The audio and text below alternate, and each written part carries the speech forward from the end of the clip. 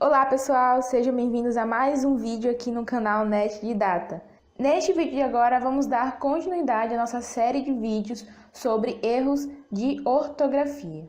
Muito bem, nesta segunda parte vamos começar falando sobre a diferença entre para mim e para eu. Bom, o para mim é usado normalmente como complemento do verbo, normalmente como dos verbos transitivos indiretos, ou seja, neste caso eles têm a função de objeto indireto.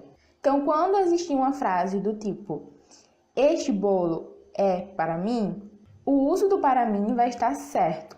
Por quê? Neste caso, ele tem a função aqui de objeto indireto, ou seja, de complemento deste verbo aqui, do verbo é, tá? Então, normalmente, o para mim vai aparecer em frases como esta, certo? E só para explicar melhor, vou mostrar mais um exemplo, só que desta vez de uma forma errada. Nesta frase aqui diz, existe algo para mim fazer? Perceba que neste caso aqui, o para mim não é um objeto indireto. E, na verdade, ele está aqui conjugando o verbo fazer, que, na verdade, gramaticalmente, de acordo com a norma culta, está errado. Mas calma, eu sei que essa é uma linguagem normal, que as pessoas usam no dia a dia, muitas vezes, mas preste muita atenção. Em contextos formais, tá? Como, por exemplo, na redação do Enem, você nunca deve escrever assim. É preciso escrever de acordo com a norma culta, tá? Com essa norma padrão que eu falei. Então, muito cuidado. Eu sei que as pessoas falam no dia a dia, mas existem contextos que você vai precisar se preocupar com esse tipo de questão. Já o para eu tem a função de sujeito, não mais de complemento aqui como o para mim. Isso significa que o para eu vai conjugar verbos, tá? Então, por exemplo, aqui, com essa segunda frase que eu falei, o para eu iria se encaixar perfeitamente, assim como eu dei o exemplo aqui nessa primeira frase do para eu. Sei que existe algo para eu fazer. Então, sempre que você for conjugar o verbo, o certo é para eu. Ou seja, também quando o para eu for o sujeito, tá? Então, preste atenção. Para eu, usado como sujeito e para conjugar os verbos, e o para mim como objeto indireto, ou seja, como complemento dos verbos. E para finalizar esta parte, temos o último exemplo que diz, este bolo é para eu. Perceba que fica muito estranha essa frase, porque neste caso, o eu está ocupando o lugar do objeto indireto, que não deve ser ocupado pelo eu, e sim pelo para mim, certo? Então, este bolo é para mim, certo? Para mim aqui como complemento do verbo.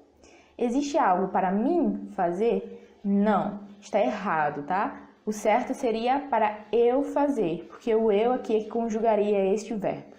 Dando continuidade, vamos entender a diferença entre menos e menos.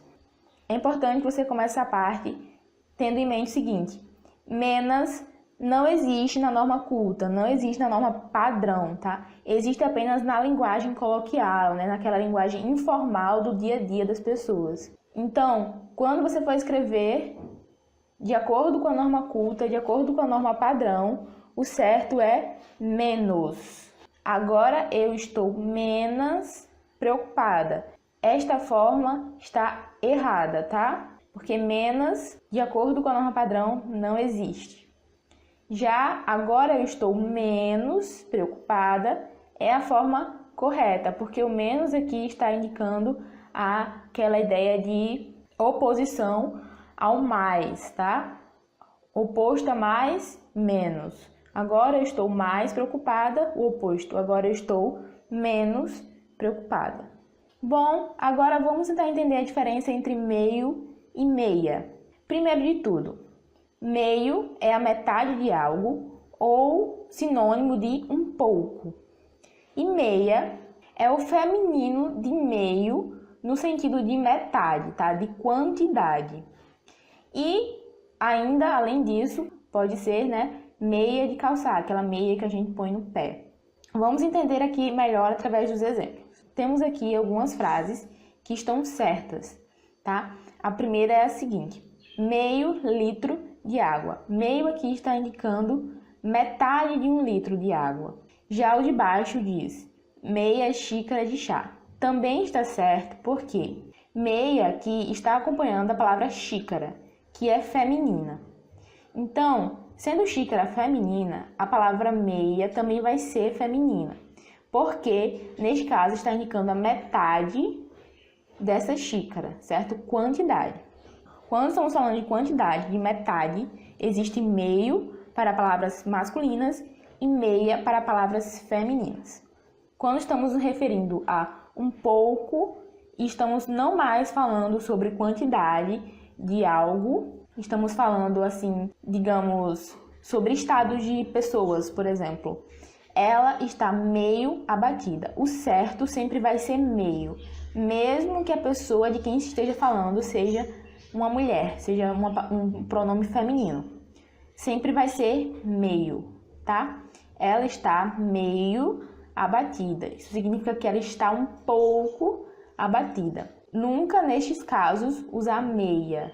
Terminando aqui as frases certas, temos por último, preciso comprar meias novas. Neste caso, estamos falando de meias do objeto, né? De calçar os pés. É uma palavra feminina, então ela continua feminina aqui neste contexto. Por último, temos aqui uma frase errada, que diz assim: ela está meia abatida.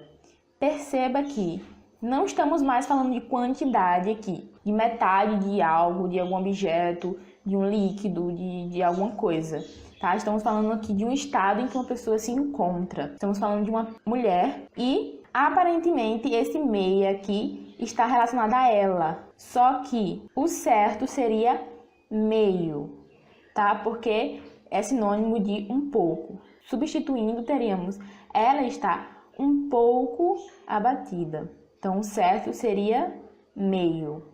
Muito bem, pessoal. Assim terminamos aqui mais um vídeo. Espero que você tenha gostado. Se você gostou, deixe o seu like, compartilhe e não se esqueça também de deixar seus comentários, suas críticas e sugestões. Até a próxima. Tchau, tchau.